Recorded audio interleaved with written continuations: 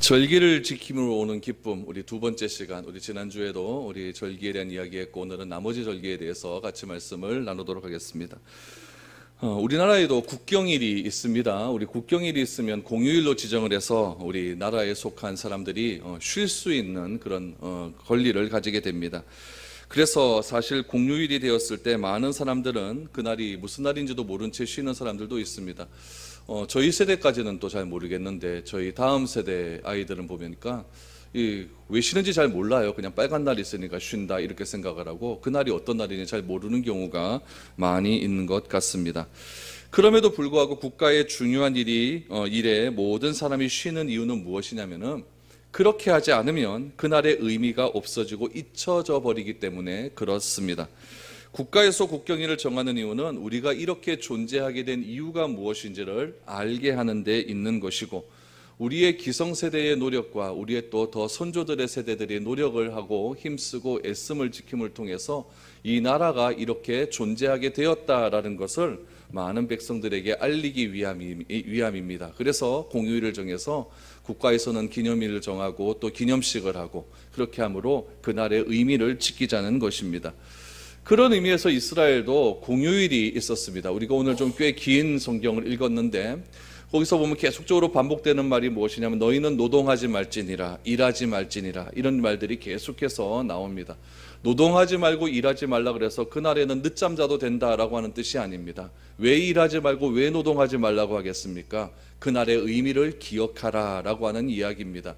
왜 일하지 말고 노동하지 말라고 하겠습니까? 의미를 기억해서 그날을 주신 우리 하나님께 감사해라 라고 하는 그런 의미가 담겨져 있는 것입니다. 그래서 이스라엘 백성들에는 7가지의 중요한 절기가 있습니다. 그리고 그 7가지의 절기 중에서 특별히 3가지의 절기는 이스라엘의 3대 절기다라고 해서 특별히 좀 더 귀하게 생각을 하고 지켜야 될 그런 절기들이 있습니다. 23장, 레위기 23장에 나오는 7가지의 절기는 이런 것들이 있었죠. 우리 안식일이 있었고요. 안식일 다음에 우리 유월절이 있었고요. 또 초실절이 있었습니다. 그리고 맥추절이 있었고요. 우리가 오늘 살펴보게 될 나팔절이 있고 대속죄일이 있고 장막절이 있고 이렇게 7개의 절기가 있습니다. 이 중에서 유월절, 맥추절, 장막절 혹은 초막절은 이스라엘의 3대 절기라고 불리는 절기입니다. 특별히 오늘 우리가 살펴보게 될 나팔절, 대속죄일, 또 초막절은요 7월에 다 몰려 있습니다. 그래서 이스라엘 백성들은 7월 달이 굉장히 중요한 달이었습니다. 오늘 이 7월에 집중되어 있는 이 중요한 절기 3가지를 한번 살펴보려고 합니다. 지난주에 4가지 살펴봤으니까 우리 오늘 이 3가지 절기를 살펴보면서 이것이 우리에게 주는 의미가 무엇인지를 한번 여러분들과 함께 생각해보고 나누어 볼 수 있는 그런 시간이 될 수 있기를 원합니다. 첫 번째로 우리 나팔절에 대해서 살펴보도록 하죠. 24절 말씀을 보십시오. 이스라엘 자손에게 말하여 이르라 7째 달 곧 그 달 첫날은 너희에게 쉬는 날이 될지니 이는 나팔을 불어 기념할 날이요 성회라 라고 말합니다. 한국을 비롯한 우리 중국 문화권 국가에서는요 태양을 기준으로 한 양력을 사용하지 않고 달을 기준으로 한 음력을 사용하게 됩니다. 유대인들도 음력을 사용하게 되는데 그 음력이 우리나라 이 중국과 우리나라가 지키고 있는 그 음력과는 조금 다른 음력입니다. 그래서 우리나라가 지키는 그 음력, 그 날짜는 음력이라고 이야기하는데 우리 이스라엘 백성들이 지키는 이 날짜는 음력이라고 하지 않고 유대력이라고 이야기를 합니다. 그래서 유대력으로 우리가 조금 살펴보아야 됩니다. 우리도 1월 1일이 되면 꽤 중요한 날로 여기지 않습니까? 그래서 1월 1일 날은 신년이라고 이야기하고 또 음력설은 꽤 중요한 날로 여겨서 또 많은 그런 공휴일이 연결되기도 합니다. 이스라엘 문화권에도 이 신년의 중요성이 굉장히 강조되었습니다. 특별히 이 신년의 중요성이 너무나 크기 때문에 유대력으로 1월 1일이 되면은 나팔을 불며 새해를 시작을 했습니다. 매달의 시작을 알리는 이 유대력은 굉장히 중요하죠. 우리 성경에 보면 요즘 또 교회마다 이런 거 많이 하는데 월삭 예배다 이런 얘기를 많이 합니다. 월삭이라고 하는 것은 영어로 보면 new moon이랍니다. new moon, 새로운 달. 그래서 새로운 달이 시작되는 날이다. 그래서 매월 1일을 월삭이라고 이야기를 합니다. 이 초하루는 신구약 성경에 꽤 많은 부분을 차지하고 또 이 월삭 때에 많은 일들이 일어났음을 알게 됩니다. 여러분 성경 읽으시는 분들이 있으면 이 월삭 때에 어떤 일이 있었는가, 특별히 우리 사무엘 상하에 보면 월삭 때 꽤 많은 일들이 일어나게 됩니다. 그런 일들이 어떤 일이 있는가 우리가 살펴보면서 읽는 것도 꽤 재미가 있는 그런 성경 읽기 법입니다. 1년은 12달이 있죠. 12달이 있기 때문에 월삭은 12번이 정해지게 됩니다. 이 12번의 월삭 중에서 7월 1일은 꽤 중요한 날이었습니다. 태양력으로는요, 7월이 10월에 해당됩니다. 그러니까 우리의 10월이 이스라엘 유대력으로는 7월에 해당된다는 이야기죠. 그래서 오늘 1절 24절 말씀해 보니까 일곱째 달 곧 그 달 첫날은 그랬으니까 7월 1일을 뜻하는 겁니다. 우리 태양력, 양력이 아니라 유대력으로 7월 1일을 이야기합니다. 이때는 무엇을 하느냐? 제사장은 뿔로 된 나팔을 만들어서 그 나팔을 길게 불게 됩니다. 그래서 이게 나팔을 불기 때문에 나팔절이다라고 이야기를 하죠. 그런데 하나님께서 오늘 본문 말씀에 보면 왜 나팔을 불어야 되는가에 대한 분명한 이유는 설명하지 않습니다. 이 날에 부른 나팔은 트럼펫이 아닙니다. 이런 날에 붙은 나팔은 뭐 색소폰 이런 것이 아니라 히브리어로 쇼파르라고 하는데 순양의 뿔로 만든 그런 나팔을 의미하고 있습니다. 그럼 왜 하필이면 소의 뿔도 있고 염소의 뿔도 있는데 하필이면 양의 뿔일까? 유대인들은요 두 가지의 성경 주석을 가지고 있습니다. 하나는 탈무드라 그래서 우리 자녀들을 교육시키는 교훈집이 하나 있고요. 미드라쉬라고 해서요. 미드라쉬라고 해서 이것은 유대인들이 사용하는 성경 주석입니다.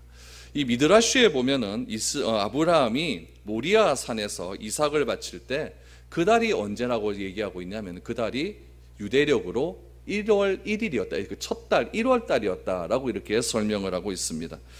번제로 바쳐야 할 이삭을 대신해서 무엇이 죽었냐면은 순양이 죽게 되었죠.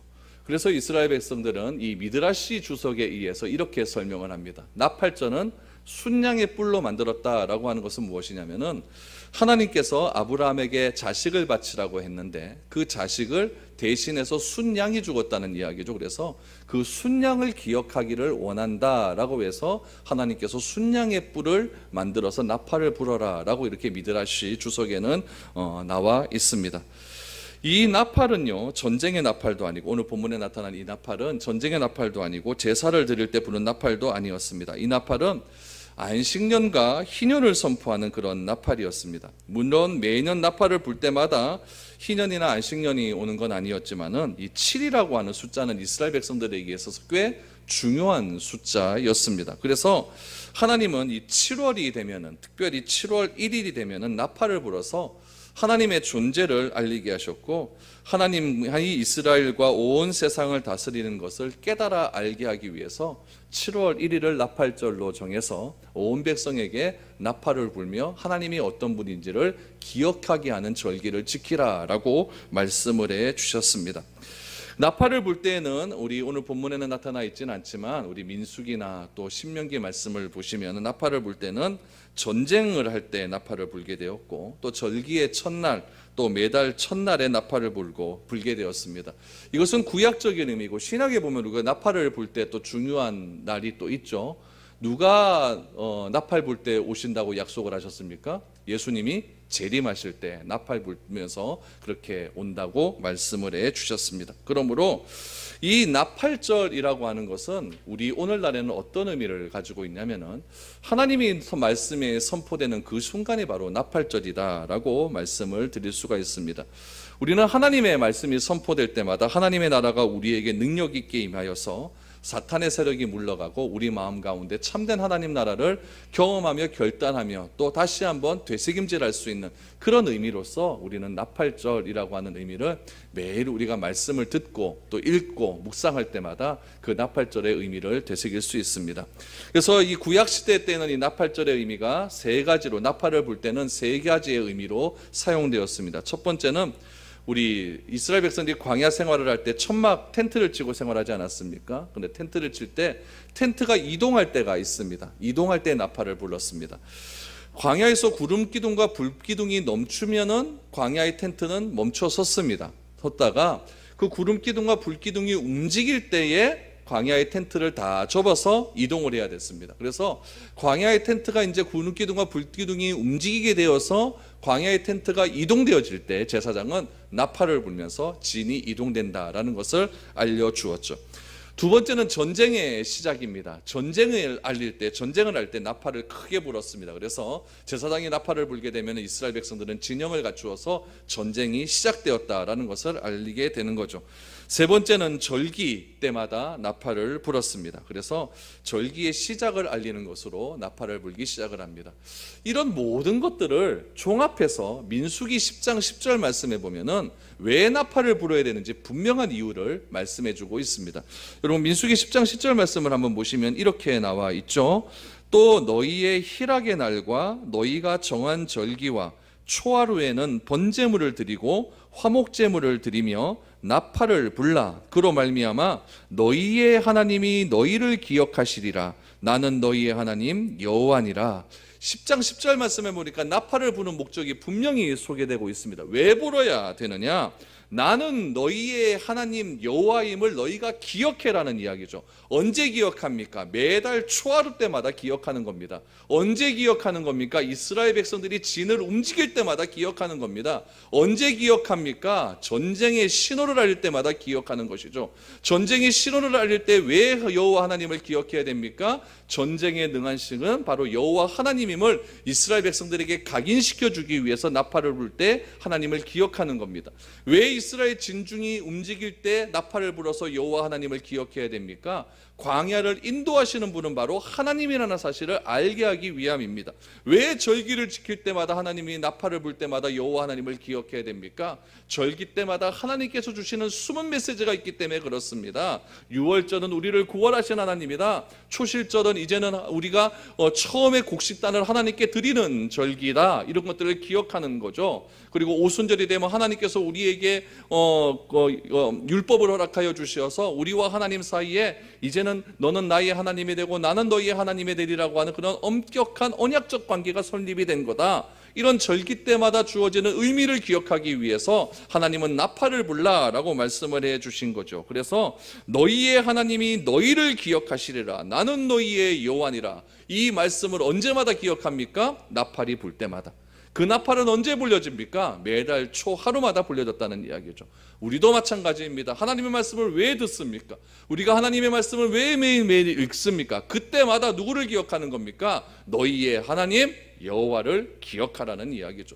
하나님께서 지금까지 나를 인도하여 주셨고 하나님께서 여러 해 살 동안에 나의 어려운 순간순간마다 친히 간섭하여 주시어서 그 어려움의 문제를 해결할 수 있는 능력도 허락하여 주시고 피할 길도 허락하여 주셨을 뿐만 아니라 오늘 이 자리에 내가 있을 수 있도록 인도해 주신 분이 바로 누구시다? 하나님이라는 것을 기억하기 위해서 우리는 매일매일 성경을 읽고 하나님의 말씀을 들을 수 있게 된다는 사실입니다. 그래서 하나님께서는 이 나팔이 불 때마다 내가 너희의 하나님이다. 내가 너희의 하나님이다. 내가 너희의 하나님 여호와다. 내가 너희를 애굽 땅에서 인도하여 낸 너희의 하나님이다. 가나안 땅에 들어서 너희가 농사를 지을 때마다 내가 너희에게 먹을 것을 줄 수 있는, 추수할 것을 줄 수 있는 그 분이 바로 하나님 여호와다 라는 것을 기억하기 위해서 너희는 나팔을 불어라 라고 말씀을 해 주신 것입니다. 그러므로 나팔절기는 여호와 하나님을 기억하는 절기다 라고 우리가 정리를 할 수가 있습니다. 두 번째는 우리 대속죄일에 대해서 말씀을 하고 있습니다. 우리 대속죄일은 우리 27절 28절 말씀에 보니까 이하에 보니까 대속죄일에 대해서 나옵니다. 27절 말씀부터 보니까요, 일곱째 달 여름날은 속죄일이니 너희가 성회를 열고 스스로 괴롭게 하여 여호와께 화제를 드리고 이날에는 어떤 일도 하지 말 것은 너희를 위하여 너희 하나님 여호와 앞에 속죄할 속죄일이 됨이니라 라고 말합니다. 대속죄일은 언제입니까? 7월 10일입니다. 대제사장이 1년에 단 한 번 지성소에 들어가서 이스라엘 백성들의 죄를 전체적으로 속죄받는 날이 대속죄일입니다. 우리 레위기 23장에 보면은 몇 가지의 절기가 나온다고 했죠? 7가지의 절기가 나온다 그랬죠? 그 7가지의 절기 중에서 최고의 클라이막스가 무엇이냐? 7월 10일에 하는 대속죄일입니다. 다른 절기와는 달리요 이 대속제일의 희생제사는요 꽤 준비가 오래됩니다. 여러분, 대제사장은 한 명입니다. 아론이죠. 아론이 대제사장이고, 그 아론의 자손 중에서 이 대속제일에는요 제사장을 선출하게 되는데, 그 당시에 이 제사장의 수가 한 500명 가량 되었어요. 그러니까 이 대제사장을 비롯한 이 500명 이상의 제사장들의 도움을 받으면서 대제사장이 직접 주례하는 날이 이 대속제일입니다. 이스라엘 민족 전체의 죄사함은요 대속제일을 기점으로 갱신이 되어집니다. 그러니까 1년에 한 번 이스라엘 백성들의 죄가 속해지는 날이죠. 그렇기 때문에 이스라엘 백성들의 죄가 1년에 한 번 속죄되어지는 날이기 때문에 이때 이스라엘의 운명이 결정이 되어집니다. 대속제일에 대한 말씀을 우리가 레위기 16장 말씀을 들을 때에 한번 설교를 한 적이 있습니다. 그런데 레위기 16장에서 대속제일에 대한 순서가 쫙 나와 있는데요, 이 순서 중에 하나라도 뒤바뀌게 되면요 대속제일에 있어서는 다 무효가 됩니다. 그러니까 이거는 굉장히 준비를 많이 해야 됩니다. 그래서 대속제일이 언제냐면 7월 10일입니다. 7월 10일이면은 일주일 전에 7월 3일이 되겠죠. 7월 1일은 무슨 날? 나팔절. 나팔절이 지나고 이틀이 지난 다음에 7월 3일이 되면요 성전 제사장 뜰에 대제사장의 집무실이 있거든요. 그곳에 대제사장이 집에도 가지 않고 일주일 동안 거기에 집문을 하면서 대속제일에 대해 희생제사에 대해서 철저하게 준비를 합니다. 그리고 500명의 제사장들과 리허설도 몇 번을 합니다. 어떻게 하는 것이 맞다, 어떻게 하는 것이 맞다라는 것을 철저하게 해서 순서 하나도 틀리지 않을 수 있도록 하나님이 정하신 그대로 하려고 그렇게 연습을 많이 합니다. 이스라엘 백성들의 죄는요 1년에 한 번 속죄가 됩니다. 백성 전체의 죄라는 이야기죠. 우리 각 사람의 죄는 자기가 죄를 지을 때마다 제사장에게 소나 또 양이나 염소나 또 비둘기를 가지고 와서 속죄함을 받으면 되는데, 이스라엘 전체의 제단은 7월 10일 이날 하루에 속죄가 된다는 이야기죠. 대속제일의 대제사장은요 자신과 이스라엘 백성들의 허물로 인하여서 희생제물의 피를 가지고 지성소로 들어갑니다. 이 이야기를요 히브리서 9장 7절 말씀에 보니까 이렇게 설명을 합니다. 오직 둘째 장막은 대제사장이 홀로 1년에 한 번 들어가되 자기와 백성의 허물을 위하여 드리는 피 없이는 아니하리니 라고 말합니다. 대제사장이 1년에 한 번 들어가는데, 들어가서 무엇을 하느냐, 이스라엘 전체의 허물을 위하여 죄 용서함을 구하게 되는데 어떻게 하느냐, 피 없이는 아니 된다라고 히브리서 9장 7절에 나와 있습니다. 그래서 대제사장이 말씀대로, 그러니까 레위기 16장의 말씀대로 순서 절차 하나하나를 정확하게 하게 되면은 대제사장이 어떻게 되냐면은 지성소에 들어갔던 대제사장이 살아서 나오게 됩니다. 살아서 나오게 되면 어떻게 되냐면은 이스라엘 백성 전체의 죄가 사해지게 되는 것입니다. 그러므로 여러분, 예수님께서 십자가에서 죽으신 후에 곧바로 천국으로 들어가지 않고 3일 계시다가 무엇 하셨습니까? 부활을 하시지 않습니까? 부활을 하시고 제자들에게 보이시고 500여 사람들에게 일시에 보이시면서 부활의 많은 목격자를 남겨두셨다는 것은 무엇이냐면은 예수님이 우리의 모든 죄를 용서해 주셨다고 하는 그런 증거가 되었다는 이야기죠. 대제사장이 지성소에 들어가는 것은 자기의 목숨 걸고 들어가는 겁니다. 그래서 대제사장이 지성소에 들어갈 때는 우리 발목에다가 끈을 하나 메고 들어가요. 끈을 하나 메고 들어가고 이 몸에다가는 방울을 달고 들어가죠. 대제사장이 나올 때가 됐는데 안 나온다. 그럼 밖에 있는 사람이 지성소로 들어가지 못하니까 끈을 이렇게 잡아당겨 봅니다. 잡아당겨 보는데 아무 반응이 없고 그냥 종소리만 딸랑딸랑 하게 되면 대제사장이 죽은 걸로 알고 그것을 끄집어냅니다. 이렇게 들어가지 못하니까 끄집어내죠. 그래서 대제사장이 살아서 나왔다라고 하는 것은 1년 동안에 있는 모든 이스라엘 백성들의 죄가 사함을 받았다라고 하는 뜻이고, 제사장은 목숨을 걸고 지성소에 들어가서 이스라엘 백성들의 모든 죄를 용서받는 그런 죄 씻음의 의식을 행하게 된다는 이야기입니다. 이것이 대속죄일에 일어나는 일이고, 이것과 더불어서 우리 또 한 가지 행하는 일이 있죠. 그것은 무엇이냐면은 아사셀 염소에 대한 의식입니다. 우리 레위기 16장 말씀을 여러분들 다시 한번 기억해서 보시면요, 2마리의 염소를 뽑죠. 레위기 16장 8절에서 10절까지의 말씀을 보면 이렇게 나와 있습니다. 2 염소를 위하여 제비를 뽑되 한 제비는 여호와를 위하여 한 제비는 아사셀을 위하여 할지며 아론은 여호와를 위하여 제비 뽑은 염소를 속죄제로 드리고 아사셀을 위하여 제비 뽑은 염소는 산채로 여호와 앞에 두었다가 그것을 속죄하고 아사셀을 위하여 광야로 보낼지니라 라고 나옵니다. 여러분, 대제사장 아론이 두 마리의 염소를 정하죠. 근데 두 마리 염소 중에서 아사셀 염소를 뽑아야 되는데, 이 아사셀이라고 하는 뜻은 무엇이냐면은 내어 보낸다라고 하는 뜻을 가지고 있습니다. 그럼 제비를 뽑아요. 한 마리는 아사셀 염소가 되었고 하나는 속죄 제물이 되는 염소가 된 겁니다. 그러면 이스라엘 대제사장은요, 이 아사셀 염소에게 머리에 안수를 하면서 기도를 해주는 거죠. 기도를 하게 되면은 이스라엘 백성들의 모든 죄가 아사셀 염소에게 들어가게 되는 겁니다. 그러면은 아사셀 염소는 어떻게 되느냐? 이스라엘 성전을 중심으로 해서요, 동쪽 지방은 어떤 지방이 되냐면 산악 지방이 돼요. 그래서 산악 지방으로 내보내서 아예 사람이 없는 곳으로 내보내게 됩니다. 그러면은 나머지 하나 염소는 오늘 레위기 16장 8절에서 10절까지의 말씀을 보니까 여호와를 위하여라고 했으니까 그 여호와를 위하여 속죄제를 드린다고 했습니다. 그럼 이 속죄제를 어디서 드리느냐?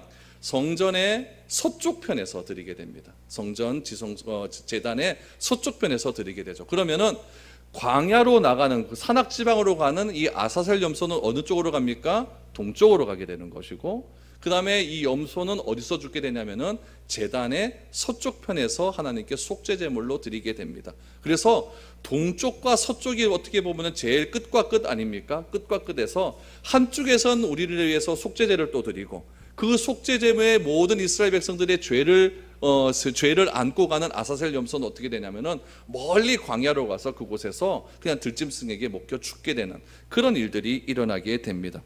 이런 대속죄일의 죄 용서를 시편 기자는 이렇게 표현하고 있습니다. 103편 12절 말씀해 보니까 동이 서에서 먼 것 같이, 여기서 이런 의미로 나오는 거예요. 동이 서에서 먼 것 같이 우리의 죄가를 우리에게서 멀리 옮기셨다. 멀리 옮기셨다. 동이 서에서 먼 것 같이, 동쪽에서는 뭐가 간다고요? 아사셀 염소가 우리 죄를 짊어지고 그렇게 다 떠나가게 되는 거고, 서쪽에서는 뭐 한다고요? 속죄 제물이 드려지는 거죠. 동이 서에서 먼 것 같이 우리의 죄가를 우리에게서 멀리 옮기는 역할을 하게 되었다라고 말씀을 하고 있습니다. 이처럼 이 대속죄일은 굉장히 중요한 절기입니다. 현대 이스라엘에도요, 이렇게 가보면은요, 이 대속죄일을 경험할 수 있는 날이 있습니다. 이 대속죄일 7월 달에 우리 한국 태양력으로 보면 10월 달이라고 말씀드리지 않았습니까? 10월 10일에서 15일 사이쯤, 한 일주일 사이쯤 가면은 이스라엘 땅에 대속죄일 행사를 하는 것을 우리가 목격을 할 수가 있습니다. 안식일이 되면요, 그냥 일주일에 한 번씩 오는 안식일이 되면 어떻게 하냐면요, 특별히 유대인 지구 중에서 정통 유대인 지구에 들어가는 입구에는요, 바리케이트가 딱 쳐져집니다. 그래서 그 유대인 지구에는 차량을 통제를 시켜요. 유대인들도 절대 차를 타고 나오지 못합니다. 그런데 7월 15일, 우리 태양력으로 보면 10월 달 중에서 10일부터 15일 사이가 되면 대속죄일 기간이 되면 어떻게 하냐면은 이스라엘 예루살렘 전체에 차량이 다 통제가 되어버립니다. 차량이 다 통제해버리고 유일하게 다닐 수 있는 차량은 무슨 차량이냐면은 앰뷸런스만 다닐 수 있어요. 소방차 아니면 앰뷸런스. 그거 외에는 모든 차량을 다 통제시켜버립니다. 그러면 어떻게 되느냐? 여러분, 도로가 다 텅 비었잖아요. 그럼 누가 제일 좋아할 것 같아요? 아이들이 좋아하겠죠. 아이들이 자전거 타고 다 끌고 나옵니다. 그래서 대속죄일이 되면 이 예루살렘 전체 시가지가 자전거 천지가 돼버려요. 아이들이 끌고 나오는 자전거가 천지가 됩니다. 그래서 이스라엘 백성들이 이 대속죄일에는요, 정통 유대인이나 유대인이 아닌 사람도 다 차량을 타지 못하고 철저하게 지키고 있고, 안식일 날에는 정통 유대인들이 사는 지부에는 차량도 움직이지 못할 정도로 지금도 그렇게 지키고 있다는 이야기입니다. 그래서 이 현대 이스라엘에도 이렇게 중요시하는 이 대속죄일, 그 당시에는 얼마나 중요하게 여겼겠습니까? 우리의 죄는 어떻게 속죄함을 받았습니까? 예수님이 십자가에 못 박혀 죽으심으로 완전하게 속죄함을 받았기 때문에 더 이상 이 7월 10일에 일어나는 이 대속죄일 제사는 우리에게는 더 이상 의미는 없게 되었지만은, 여기에 담긴 의미가 결국 예수 그리스도의 십자가로 다 이어지는, 십자가를 상징하는 그런 의미로서 대속죄일을 치르게 되었다라는 것을 우리는 알게 될 수가 있습니다. 마지막 세 번째로 초막절에 대해서 좀 알아보도록 하죠. 초막절은 7월 15일입니다. 7월 15일. 그러니까 7월 달에는 세 개의 절기가 있어요. 첫 번째는 나팔절 7월 1일, 두 번째는 7월 10일 대속죄일, 세 번째는 7월 15일 초막절입니다. 우리 34절 말씀을 보십시오. 이스라엘 자손에게 말하여 이르라. 일곱째 달 15째 날은 초막절이니 여호와를 위하여 이레 동안 지킬 것이라. 이스라엘 백성들이 7월 10일에 대속죄일이 지난 이후 5일이 지난 후부터는 집에서 이제 어떻게 하냐면요, 나뭇가지를 들고 다 밖으로 나옵니다. 우리 40절 말씀, 오늘 보면 40절 말씀을 보십시오. 첫날에는 너희가 아름다운 나무 실과와 종려나무 가지와 무성한 나뭇가지와 시내버들을 취하여 너희의 하나님 여호와 앞에서 이레 동안 즐거워할 것이라. 이스라엘 백성들이 초막절을 지키는 이유는 이겁니다. 40년 동안, 광야 40년 동안 하나님께서 이스라엘 백성들을 광야로 인도하시면서 무엇을 주셨냐면은 먹을 것을 주셨어요. 그렇죠? 무엇입니까? 만나와 메추라기를 주셨어요. 마실 것을 또한 주셨습니다. 반석을 칠 때마다 물이 솟아나오게 되었어요. 그런데 이스라엘 백성들이 광야에 있을 때 먹을 것보다 더 중요한 것은 무엇이냐면 물에 대한 문제입니다.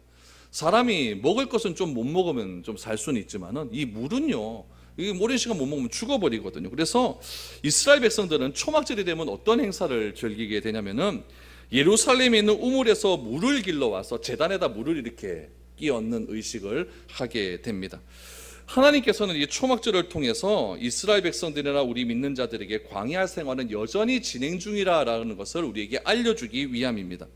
여러분, 우리는 지금 광야라고 하는 장소에 살고 있지 않습니다. 이 광야라고 하는 장소는요, 여러분 사막이 아니라 그냥 아무것도 없는 곳입니다. 돌짝밭이 있고 돌이 있고요, 그냥 몇 개의 나무 있고 풀 몇 개 있는 그런 곳이 광야입니다. 사막하고는 좀 다른 곳입니다. 그런 광야를 살고 있지는 않습니다. 그러나 우리에게 있어서 광야는 어떤 곳입니까?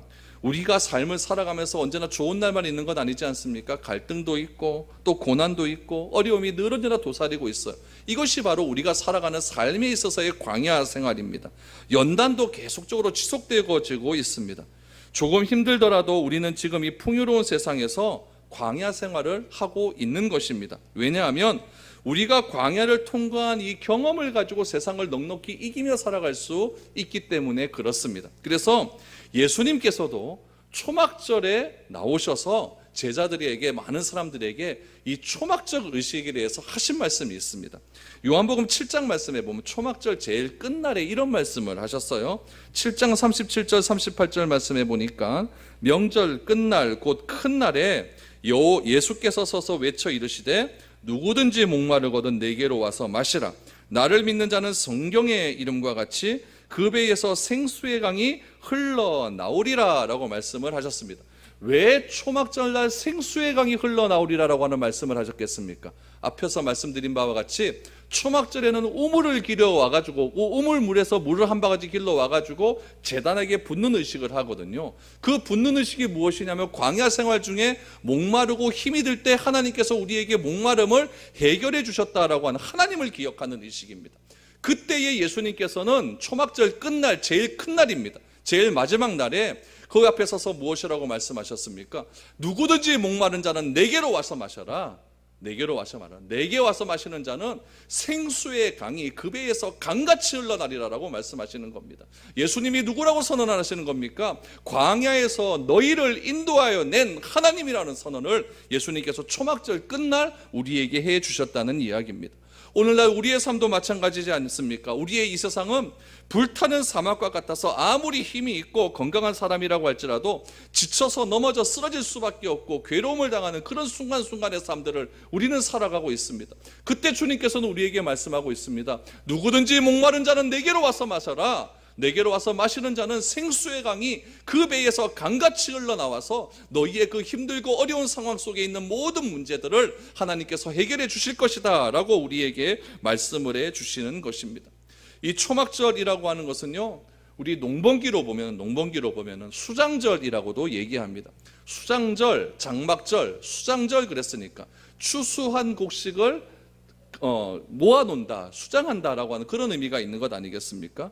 추수가 다 마무리가 되는 그런 시기입니다. 이스라엘 백성들이 가장 풍족할 때가 언제이겠습니까? 초막절입니다. 초실절은 첫 익은 단을 드리는 절기니까 그렇게 풍족하지는 않을 거예요. 그러나 초막절은 완전히 추수가 끝나는 절기이거든요. 그렇기 때문에 우리의 추석처럼 굉장히 풍성한 잔치가 열리게 됩니다. 세상 사람들은 어떻습니까? 우리 옛날에 농번기는 우리나라 사회는 어땠습니까? 무슨 농사가 끝나고 나서 큰 추수확을 벌이고 나면 그거 가지고 맨날 노름하고 술 마시고 그렇게 놀지 않았습니까? 이스라엘 백성들도 마찬가지예요. 이스라엘 백성들이 가나안 땅에 들어가 보니까 가나안 족속들은 어떻게 하고 놀았느냐? 마치 디오니소스 종교처럼, 완전히 타락한 종교처럼 추수만 끝났다고 하면 술에 취해서 방탕하고 음란한 생활을 얼마나 많이 했는지 모릅니다. 그러나 하나님의 백성은 어떻게 하느냐? 이스라엘 하나님의 백성은 1년의 모든 마지막 추수가 끝나는 그날이 되면은 추수한 것을 가지고 이 가나안 백성들처럼 그렇게 다니면서 술을 마시면서 음란한 행위를 하는 것이 아니라 단정하게 옷을 입고 단정하게 하나님께서 나에게 구원을 주시고 나에게 먹을 것을 주셨다고 하는 그 사실을 기억하며 어디로 들어가는 겁니까? 초막으로 들어가는 겁니다. 장막으로 들어가는 거예요. 텐트로 들어가는 거예요. 텐트로 들어가서 하나님의 말씀을 듣고 그 아들들에게 하늘의 별을 바라보면서 하나님께서 아브라함에게 이런 별과 같은 별을 바라보면서 이런 약속을 해주셨다. 그 약속은 나에게 지속되었고 바로 너에게도 이어질 것이다. 이 약속의 은혜를 아버지가 아들에게 가르쳐주는 절기입니다. 그날이 무슨 절기라고요? 초막절입니다. 그래서 이스라엘 백성들이 지금도 그럽니다. 지금도 초막절이 되면은 텐트를 치고 나옵니다. 집 앞에 치고 나와서 자기의 아들을 데리고 와서 그 초막 텐트에서 잠을 자면서 그렇게 아들들에게 자기 하나님께서 그 옛날 조상들에게 주신 그 하나님께서 밝혀주신 그 언약의 약속들, 말씀들을 자식들에게 알려주는 그런 일들을 초막절에 한다는 이야기입니다. 그래서 단정하게 초막에 들어가 하나님의 말씀을 듣고 아이들에게 하나님이 주신 귀한 은혜를 설명해주고 1년 동안 하나님께서 우리를 지켜주셨기 때문에 내가 이렇게 풍성한 수확을 해서 이렇게 하나님 앞에 감사의 절기를 지키는 것이다 라고 말씀해 주면서 그 말씀이 바로 주님께서 말씀하신 생수의 말씀임을 아이들에게 알려주는 절기, 그 절기가 초막절이다라고 하는 절기입니다.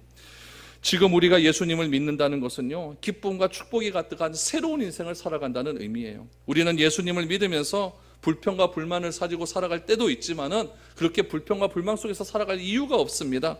우리는 1년 내내 축복의 계절이 지속되고 있는 거예요. 우리 하나님은 우리에게 귀한 생명을 허락하여 주셨고 우리를 죄에서 구원해 주셨습니다. 또한 죄에서 구원해 주셨을 뿐만 아니라 이 생수의 말씀인 성경을 우리에게 주셔서 우리로 하여금 누구든지 목마른 자는 내게로 와서 마셔라. 나를 믿는 자는 성경에 이런 것 같이 그 배에서 생수의 강이 흘러나오리라고 하는 무궁한 하나님의 은혜를 이 성경 말씀을 통해서 우리는 매일매일 삶 속에서 깨달아 알아갈 수가 있게 된 것입니다. 절기는 무슨 날입니까? 하나님께서 나에게 주신 그 놀라운 하나님의 은혜, 하나님이 여호와 하나님이라고 하는 그 놀라운 은혜, 그것을 기억하며 하나님과 나와의 맺어진 그 언약을 다시 한번 생각하는 날이 바로 이 절기인 것입니다. 우리는 그 절기를 언제 지킵니까? 매일매일 지키는 거예요. 또 언제 지킵니까? 일주일에 한 번 주일날 모여서 다 같이 한 마음으로 한 성도들이 하나님 아버지 앞에 모여서 그 절기를 지키는 마음으로 하나님은 나의 하나님 여호와입니다를 함께 한 힘으로 찬양하며 기도하며 말씀을 듣는 날, 그날이 바로 주일인 것입니다. 또 일주일에 한 번 또 수요일날 나와서 이 말씀을 듣고 하나님이 나의 하나님이 됨을 다시 한번 고백하고, 어떤 분은 매일 새벽마다 나와서 하나님의 말씀임을 다시 한번 듣게 되는 것이고, 그렇지 못한 사람들은 매일매일 집에서 하나님의 말씀을 읽으면서 하나님이 나의 하나님 여호와임을 고백하는 것입니다. 그런 날을 매일매일 지속될 때에 하나님께서 나에게 주신 은혜를 감사하며 그 은혜를 가지고 내가 하루하루를 살아갈 수 있는 힘과 능력을 얻게 되는 것입니다. 이스라엘 백성들은 일주일 7번의 절기를 지키면서 이렇게 하나님이 나의 하나님이라는 것을 지켰듯이 우리들은 매일매일 삶 속에서 하나님의 말씀인 성경을 읽으면서 이 말씀을, 하나님 주신 은혜를 기억할 수 있는 것입니다. 이 하나님을 기억하시고 하나님이 우리에게 주신 오늘 하루의 삶들을 최선을 다해 잘 지켜나갈 수 있는 저와 여러분들이 되어야 될 줄로 믿습니다. 그런 은혜가 우리에게 넘쳐날 때에 우리의 삶은 매일매일 생수의 삶이 넘쳐나는 놀라운 은혜를 경험하게 될 줄로 믿습니다. 이런 은혜가 여러분의 삶 가운데 넘쳐날 수 있기를 축복드립니다.